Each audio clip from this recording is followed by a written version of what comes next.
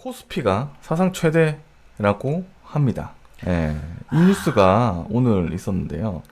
나 왜 이런 건 진짜 하나도 일면에 안 뜨는지 모르겠어. 잘 모르셨죠? 네, 볼게요.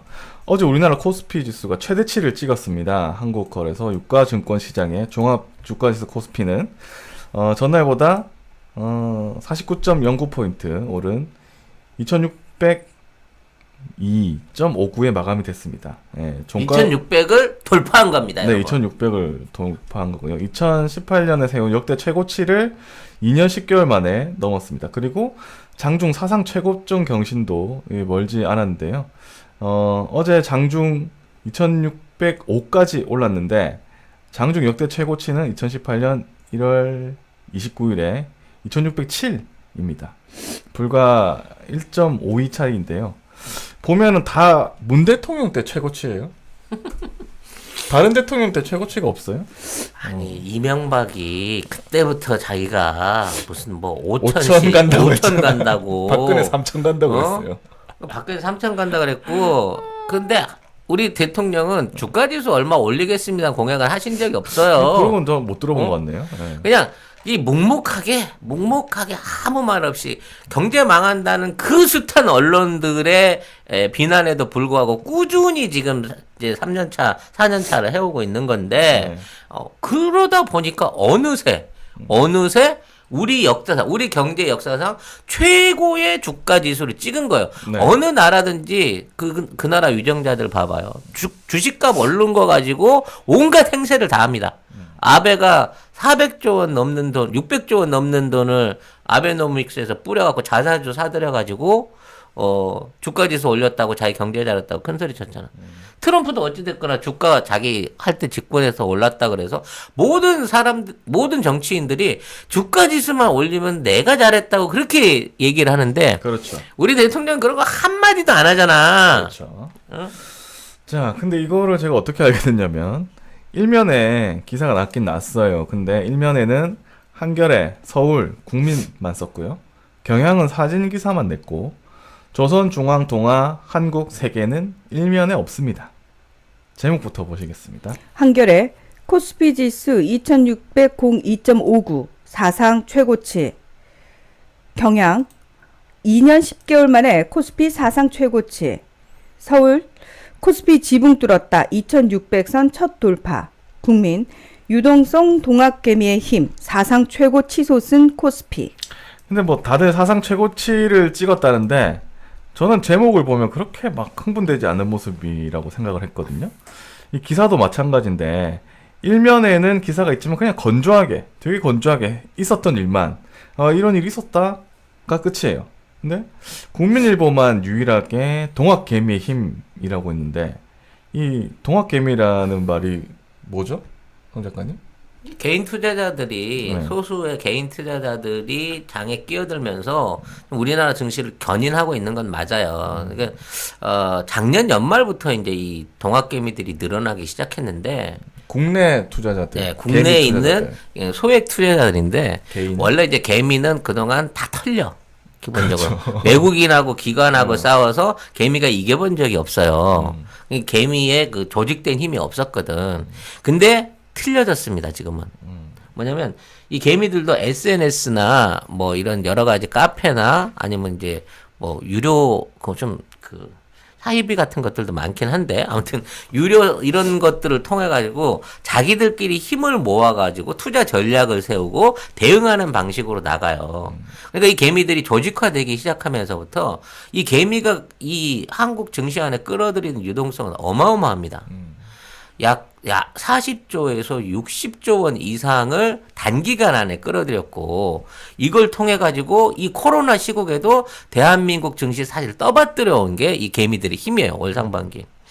그렇게 돼서 다른 나라는 계속 이 코로나 한번 터지고 막 셧다운 날 때마다 떨어지고 있는데 이거를 우리 개미들이 계속 받아낸 거야. 그리고 이제 거기에 결정적인 역할을 한 건 정부의 공매도 금지가 있었죠. 이 외국 놈들이 기관이나 이런 애들이 들어갖고 그냥 공매도 쳐갖고 낮은 가격에 훅 때려버리면 불안 심리 때문에 개미들이 거기다가 투매를 하게 되고 그래서 그 털리는 경우들이 많았는데 이제는 그렇게 던지는 물량까지도 다 받아먹어버린 거예요.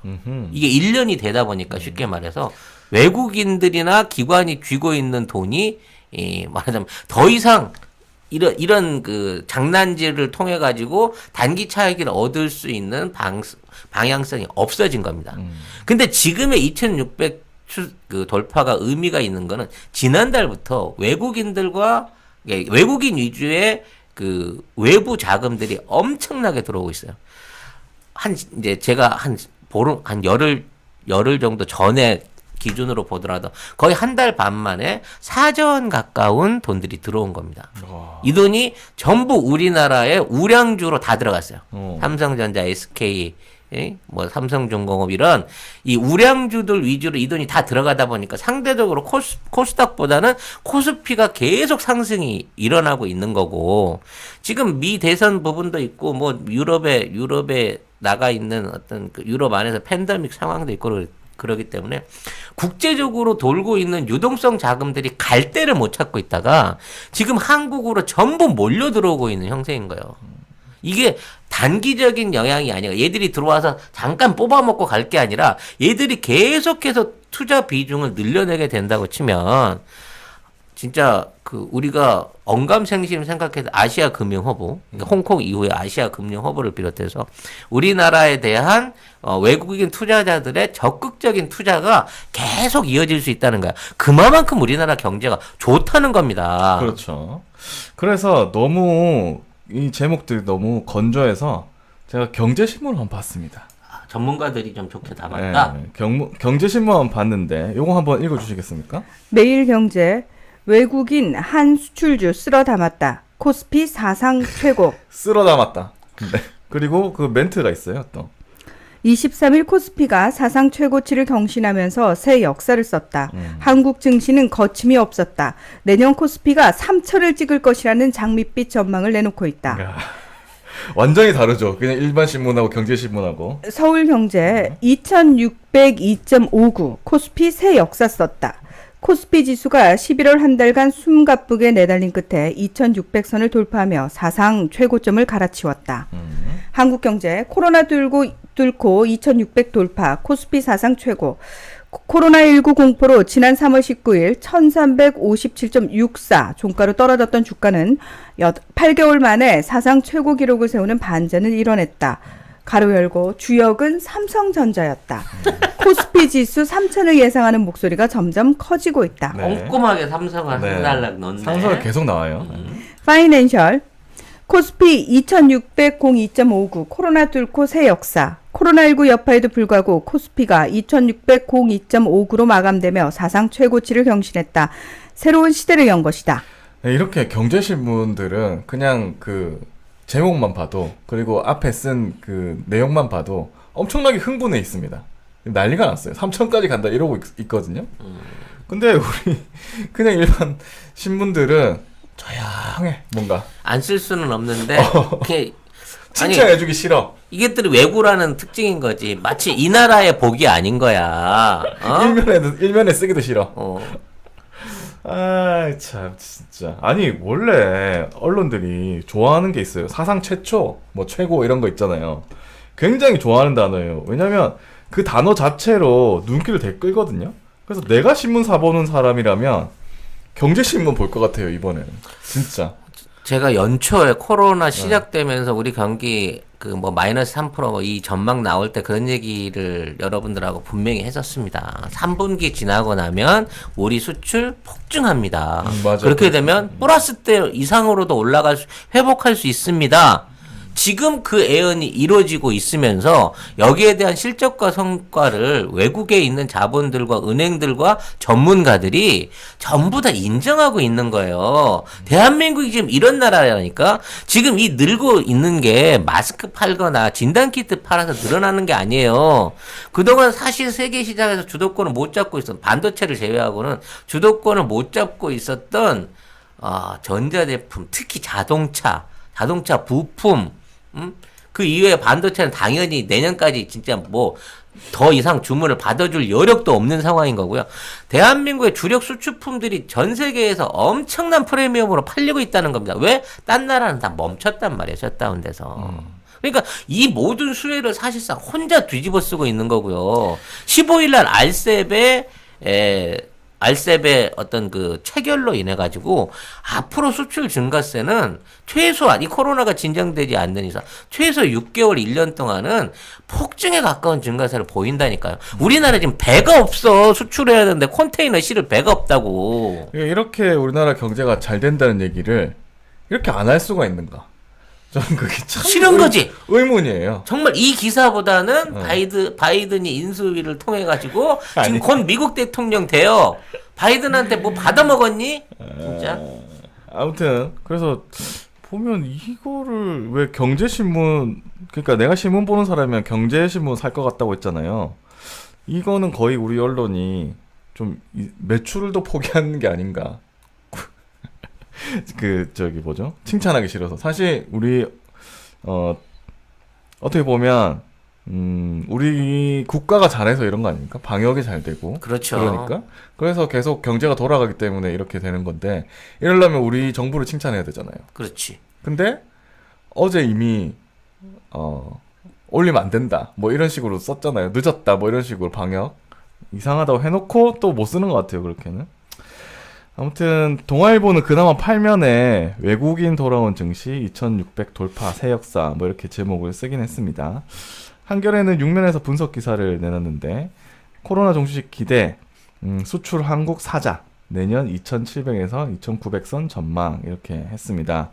그러니까 백신 개발 소식이 잇따라 나오면서 이 백신 수출국인 한국은 혜택을 볼 것이다. 뭐 이런 기대감이 불고 있는 분위기다. 그리고 한국의 주가가 상대적으로 비싸지 않다. 그리고 3분기 상장사의 실적이 좋게 나왔다. 그리고 초저금리 때문에 유동성이 풍부하다는 점을 상승 요인으로 보고 있습니다. 이렇게 하면 우리 정부 칭찬으로 이어져야 될 것 같은데 그런 칭찬은 또 없어요. 여기에 이제 다시 그 흔히 하는 그래도 돌다리 두드려보는 심정으로 또 이래서 잘못될 수도 있다. 네. 이래서 자빠질 수도 있다라고 하는 정말 안 썼으면 좋은 악의적인 또 정보가 있죠. 네. 네, 한겨레에서 우려도 썼는데요. 네. 주가가 연일 상승함에 따라 변동성이 커졌다는 불안감도 일고 있다. 코로나19가 재확산하고 있고 이에 따라 경제 활동이 둔해질 수 있다는 점은 큰 변수다. 반도체를 중심으로 한 하드웨어 쪽에서 한국의 사정이 상대적으로 낫다고는 해도 경제의 밑바탕이 튼튼하다고 보기는 어렵다. 내년 주가를 비교적 낮게 전망한 DB금융투자는 미국을 비롯한 주요국의 기업 부채나 재정 상태를 보아 민간 투자와 정부 지출이 악화할 여지가 있다고 이유를 들었다. 이거는 그냥 전문가도 아니고요. 뭐 주가를 2,600으로 봤으면 이미 넌 틀린 거고요. 네. 그 미국이나 주요국, 그러니까 우리가 그 상대하고 있는 수출 주요국을 자꾸 이제 미국이나 유럽을 갖다 껴요. 근데 우리나라는 1위가 아세안 국가 연합이에요. 그리고 그 아세안 국가 연합 안에서 딱 빼낸다 그러면 베트남이 2위인 겁니다. 물론 중간재이기 때문에 그럴 수 있죠. 그 다음에 세 번째가 중국인 거고, 그 다음이 일본인 거예요. 미국은 EU 전체에도 안 미쳐요. 사실 미국 경기가 어렵다고 해갖고 미국이 어려우니까 우리가 수출이 안 된다는 얘기는 말이 안 되는 얘기야. 기본적으로. 그렇게 큰 영향을 미칠 수 있는 여지가 안 돼요. 우리가 지금 수출이 늘어나고 있는 거는 그동안 우리나라에 주목하지 않았던 유럽이라든지 아시아냐든지 남미라든지 이런 쪽에서의 주문과 역할이 점점 더 커지고 있기 때문에 우리 수출이 커버가 되는 겁니다. 원래 미국엔 많이 보내지도 않았고 지금 이 상황을 통해서 많이 늘어날 여지도 없는 게 당연해요. 그리고 이제 요건 좀 오버돼서 하는 얘기입니다만 저는 앞으로 미국이 우리한테 새로운 신시장이 될 걸로 봅니다. 정말 트럼프가 다시 당선되기만 한다 그러면 트럼프의 목적은 오로지 미국 안에 공장의 유치예요. 그렇죠. 그래서 미국 안에 공장을 짓겠다 그러면 그게 국적이나 기업이 어땠든지 상관하지 않겠다는 거예요. 지금 한국 삼성 반도체하고 자웅을 거리고 있는 유일한 업체가 마이크론하고 미국에 있는 마이크론하고 대만의 TSMC인데 TSMC가 중국으로 들어오라는 그 요구를 물리치고 미국으로 공장을 지어 들어가기로 했습니다. 근본적으로 우리도 미국으로 들어오라고 하는 요구를 받게 될 거예요. 물론 LG 세탁기라든지 삼성 세탁기 이런 제품들이 미국에 들어갑니다. 미국에 들어가서 월풀하고 경쟁해서 이겼어요. 마찬가지로 우리나라 기업들이 미국에 진출해갖고 미국에 공장을 지어내고 미국의 수요를 끌어당길 수 있는 여지가 정치적으로 봐도 그렇고 경제적으로 봐도 훨씬 유리한 부분이 있기 때문에 지금 미국이나 중국이 하고 있는 디커플링은요, 양쪽으로 시장이 갈라지는 게 아니라 두 개의 시장이 동시에 열리는 걸로 생각하고 대응하면 훨씬 더 좋은 결과를 만들어낼 수 있다니까요. 근데 알셉에서부터 지금까지 이와 관련된 경제에 대한 그 제대로 된 실적이 나오고 있는데도 불구하고 우리나라 언론은 전혀 이걸 언급 안 한다는 거야. 그러게요. 앞으로 점점 좋아질 일만 남았다는 거잖아요. 그렇죠. 계속 좋아질 일만 남았고 저렇게 뭐 안 된 얘기지만 일본이나 유럽이나 미주에서 저렇게 코로나가 도는 이상은 저게 정상화되는 데까지 엄청난 시간이 걸리고요. 그래도 지들은 먹고 살아야 되고 공장은 돌려야 되니까 중간재라든지 소비재에 있어서 강점을 갖고 있는 생산의 안정성을 갖고 있는 대한민국이 전 세계 수출을 주도할 수밖에 없는 상황이 와 있다는 겁니다, 이미. 재첩구 송작가 TV가 나온 최고의 히트 상품. 그리고 히트다 히트. 네, 예. 가장 오래된 우리 그 방송의 스폰서이시죠. 네. 올 가을에는 선물 세트로 선물할 수 있다. 오. 같은 가격인데 소장 세트로 별도로 판매를 하고 계시답니다. 네. 고향의 맛을 선물하는데 깨끗하고 청결한 섬진강. 에서 나온 음. 화개장터 제첩국 네. 많은 주문 있으시길 바라겠습니다. 제첩 알맹이가요 보리쌀보다 크면 이거 국산일 가능성이 거의 없습니다. 우리나라는 원래 작아요. 원래 네. 작아요. 치킨 소울푸드님께서 작지만 맛있는 게 국산의 특징이라고. 맞습니다. 정리를 너무 잘해주시네요. 그러니까요. 예. 한 봉지가 2인분인데 요게 500g이에요. 요게 5,000원이에요. 10개를 한꺼번에 주문하시면 5만 원. 배송비 무료입니다. 네네. 화계 장터에서 식당을 실제로 운영을 하고 계시니까 혹시 그 근처에 갈 일 있으시면 꼭 거기 들리셔가지고 송작가 TV에서 봤다고 아는 척 꼭 하시고요. 뭐 하나라도 많이 얻어 드시기 바랍니다. 제첩전 달라 그랬어요. 디테일 갈 건데. 겁나. 아유, 죄송하지만 제첩 좀 주세요. 아무튼 이렇게 좋은 상황을 아무도 안 쓴다고 해야 되나? 쓰긴 썼지만 되게 건조하게 쓰고. 그래, 이렇게 건조하게 기사 쓸 수 있네. 위인전 쓰지 말고 제발 건조하게 써. 차라리. 그래서 또 제가 잘하는 거 있잖아요. 박근혜 때는 어떻게 했나? 그것도 우리 찾아봤는데. 어제부터 요거 너무 잘 써먹는데? 아니 근데 비교를 해줘야지. 요거는 박근혜 때하고. 제가 생각했던 그림하고 되게 달랐는데 되게 웃겼어요. 네, 보면은 그래서 박근혜 그다음에 코스피 이렇게 해가지고 검색을 넣어서 찾아봤습니다. 근데 굉장히 놀라운 결과가 나왔습니다. 조선. 박근혜 정부 4년 국내 증시 G20 최하위 수준. 중앙. 박근혜 정권 코스피 성적표 마이너스 2.2%. 역대 정부 중 최악. 네, 이렇게 안 좋았다는 얘기만 써 있더라고요. 근데 이런 기사도 좀 잘 없어요. 아니, 좋지가 않았으니까 실제로. 안 나와서. 이명박근혜 기간 뭐 737이 어쩌고 뭐 연산 프로가 또 실제적으로 1% 성장도 거의 못했어요. 네. 그 긴 기간도 9년 동안. 그러니까 사실상 증시도 멈춰져 있었고 경제 성장률도 멈춰져 있는 상황에서 부동산만 폭등했던 게 그 시기인 거예요. 그렇죠. 네. 그런 상황에서 지금도 부동산이 폭등하고 있어. 막 누가 주식해? 땅 사러 가고 집 사러 가고 그랬겠죠. 분양받으러 가지. 집값 더 올랐겠죠. 근데 그때 생각나세요? G20 최하위 수준이라고 했잖아요. 그때 G20을 뭐라고 했죠? 박근혜가 연설로 G20을 길을 살렸다. 길을 살리기. 우리가 최하위 수준인데 무슨 국내 증시가 지금 최하위인데 누구 길을 살려? 아무튼 갑자기 그게 생각나서 짜증이 났는데. 그런데 박근혜 때라고 하기 좀 그런데 박근혜 때도 코스피가 오른 적이 있습니다. 요거 그래요? 기사가 났습니다. 국민. 박근혜 파면에 탄력받은 코스피 장중 2120선 돌파. 한경. 박근혜 대통령 퇴진 발표 2시 35분 코스피 거래량 급증. 네, 이런 기사가 알고 있었던 거야. 지들은 내부적으로 이 박근혜가 있는 동안에는 증시고 경제고 다 꽝인데 그러니까 세상에. 퇴진한다고 하니까 기대치가 반영되면서 그렇죠. 쭉 올랐다는 거 아니야. 니들 알고 있으면서 왜 안 써? 아 이러면서 어떻게 탄핵 기념 급증 좋네. 참 진짜 아휴 하여튼 찾아보면서 너무 웃겼습니다. 네, 그 생각이 들었습니다. 결과적으로 지금 이제 우리 또 부동산 문제를 갖고 얘기가 많이 늘고 있습니다만 국가의 자금이 부동산에 들어가면요 버블과 버블을 양산해내 가지고 결과적으로 그 돈은 일부 투기자들 자본으로 다 들어가요. 그러니까 일반인들은 사실은요 집 한 채 가지고 계신 분들이 부동산이 아무리 올라도 돈을 벌 수가 없는 이유를 설명을 해드릴까요? 우리 집에 올랐어, 아싸. 근데 중요한 건 우리 집을 팔고 내가 지금 살던 수준의 집으로 이사를 못 가. 왜? 더 거기 올랐어. 더 올랐거든. 그러면 이게 뭐야? 이게 오른 거야? 딴 이렇게 데로 되는 가야 거죠. 돼요. 딴 데로. 아니, 자, 이렇게 되면은 내가 돈 벌어서 하려면 어떻게 하시면 되는 줄 아세요? 내가 살던 집보다 수준을 낮춰야 돼요. 어디로? 외곽으로 확 빠지든지 아니면 평수를 줄이든지 이런 식으로 그래야 내 오른 집에 돈을 뽑을 수가 있는 거야. 근데 심지어 부동산이 오르면 뭔지 아세요? 그러니까 집값이 올랐잖아요. 기회는 찬스다 이러고 다 집을 내놔. 안 팔려. 너무 비싸서 안 팔려. 안 팔려. 내가 이거를 90년도 초반에 겪었는데 그 당시 제가 광주에 있을 때 평당 15만 원에 땅을 5,000평을 샀어요.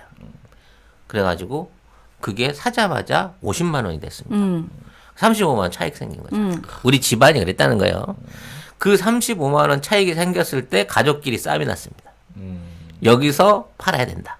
아니다 버텨야 된다. 그때 20살이었던 제가 놀라운 대안을 내놓습니다. 자, 이걸 팔고 차액을 가지고 시골에다가 이거의 10배의 땅을 사자. 그러면 광주가 1월 넣을 때 제가 0.1만 올라도 목포는 0.1만 올라도 되니 이게 훨씬 더 안정적 투자할 수 있다. 천재라고 그때 난리가 났었어요. 그래서 그 50만 원짜리 땅을 팔고 말하자면 만 원짜리 땅을 10배를 샀습니다. 그 다음에 어떻게 됐어요? 30년이 지났죠. 네. 목포에 있는 아직도 만 원입니다. 네. 광주에 있는 땅은 2천만 원이 넘어갔죠. 네. 이게 부동산의 진실입니다, 여러분. 땅으로 그 돈을 벌 수 있는 건요. 그거 이 차액을 실현시키는 순간 모든 게 끝나요. 자, 지금 얘기하기 전부터 슬프다고. 심지어 그때 땅을 샀을 때는 정보만 듣고 샀거든. 그 당시에 목포 영암 쪽으로 도청에 옮겨간다 그래가지고 그쪽 지역의 기획부동산 얘기를 듣고 그냥 딱 샀어. 나중에 등기대고 가서 봤더니 맹지야 씨 도로도 없어. 에휴. 집안의 역적이었다고. 네. 천재인 줄 알았는데. 와, 너무 팩폭 아니에요?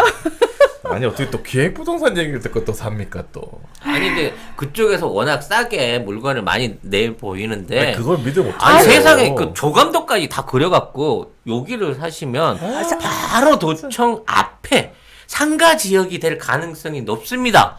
라고 하는데 어떻게 안 살 수가 있어요. 네. 예, 아이고, 예. 그래서 이제 결론은 그거예요.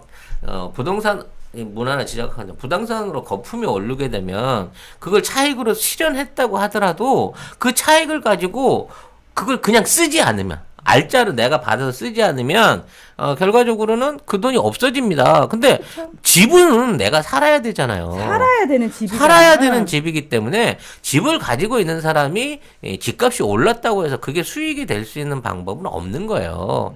근데 이거를 이제 그 속여 먹기 위해서 쉽게 말하면 70% 가까운 담보대출해서 주면서 집을 한 채 더 사시하고 꼬신 건데요. 에이. 여러분이 집 한 채를 사가지고 집 한 채를 불리면서 두 집짜리 다주택자가 됐을 때 그네들은 100채의 집을 가지고 200채, 300채를 사들여가지고 기하급수적으로 갭 투자나 부동산 투자를 통해가지고 수없이 많은 서민을 등쳐먹은 거예요. 에이, 다니엘 장님이 이 채널 신뢰성 확 떨어지네라고 말. 그러니까 송 작가님은 그런 얘기를 하시면 안 돼요. 아니, 망한 얘기 금지. 아, 정말. 지금 광주 가면 그 염주동 체육관 자리가 내 땅이었어, 씨. 네, 알겠습니다. 이게 무슨 의미가 있냐고 도대체. 근데 내가 그때 진짜 드라마처럼 교통사고를 당해갖고 식물인간이 돼갖고 30년 있다 깨어났으면 어땠을까? 라는 그 별의별 네. 생각을 다 하는구나 이제.